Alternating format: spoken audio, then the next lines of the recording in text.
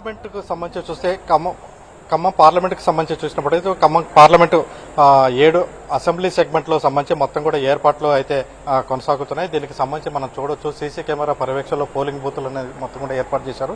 ప్రధానంగా ఉమ్మడి ఖమ్మం జిల్లాలో 10 అసెంబ్లీ సెగ్మెంట్లు ఉంటే 2 పార్లమెంట్ నియోజకవర్గాలకు సంబంధించిన ఓటర్లు ఉన్నారు. అంటే ఖమ్మం పార్లమెంటుకు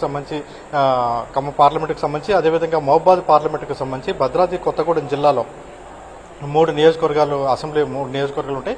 దీనికి సంబంధించి మొత్తం కూడా ఏర్పాట్లు చేశారు. అయితే దీనికి మనం చూడొచ్చు మోడల్ పోలింగ్ బూతులను కూడా ఏర్పాటు చేసిన పరిస్థితి. అంటే ఓటర్లని ఆకర్షించేందుకోసం ఓటర్లు పోలింగ్ బూత్కు వచ్చిన తర్వాత వాళ్ళు సంతృప్తికరంగా ఉండే విధంగా కూడా మోడల్ పోలింగ్ కేంద్రాలను కూడా ఏర్పాటు చేసిన పరిస్థితి ఉంది. దీనికి సంబంధించి మొత్తం కూడా ఇప్పటికే డిస్ట్రిబ్యూషన్ కేంద్రాల నుంచి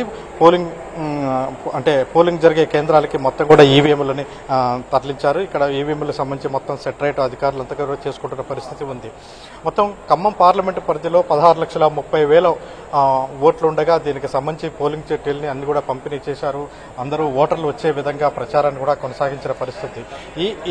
ఈ నేపథ్యంలో అంటే అదేవిధంగా భద్రాద్రి కొత్తగూడెం జిల్లాలో 5 నియోజకవర్గాలు ఉండగా 5 నియోజకవర్గాల్లో రేపు ఉదయం పోలింగ్ ప్రారంభమై సాయంత్రానికి 4 గంటలకే ముగుస్తుంది. ఎందుకంటే భద్రాద్రి జిల్లాలో 5 నియోజకవర్గాలు ఉన్నప్పటికీ 5 అసెంబ్లీ సెగ్మెంట్ పరిధిలో ఇవన్నీ కూడా నక్సల్స్ ప్రభావిత ప్రాంతాల్లో ఉన్నాయి.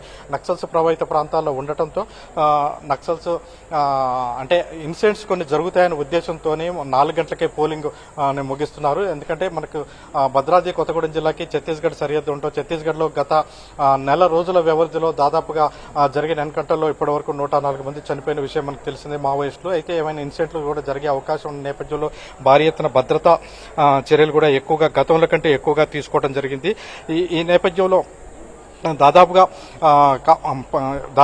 10,000 మందిని పోలీసు యంత్రాంగాన్ని అంటే పారామిలిటరీ బలగాలు ఇవన్నీ కూడా తరలించడం జరిగింది. భద్రాద్రి సరిహద్దులో అంటే అటు ఛత్తీస్గఢ్, బీజాపూర్, సుక్మా జిల్లాలు భద్రాద్రి జిల్లా సరిహద్దుకున్నాయి. ఆ సరిహద్దుకున్న నేపథ్యంలో కొన్ని ఇన్సిడెంట్లు ఇప్పుడు అంటే ఎన్నికల సందర్భంలో జరుగుతాయన్న ఆందోళన కూడా పోలీసు యంత్రాంగం ఉంది. ఈ నేపథ్యంలో సరిహద్దులో పూర్తి భద్రతని కట్టుదిట్టం చేసిన పరిస్థితి. ఇక ఖమ్మం పార్లమెంటుకు వచ్చేసరికి ఇప్పటి వరకు దాదాపుగా 2,728 మంది వయోవృద్ధులు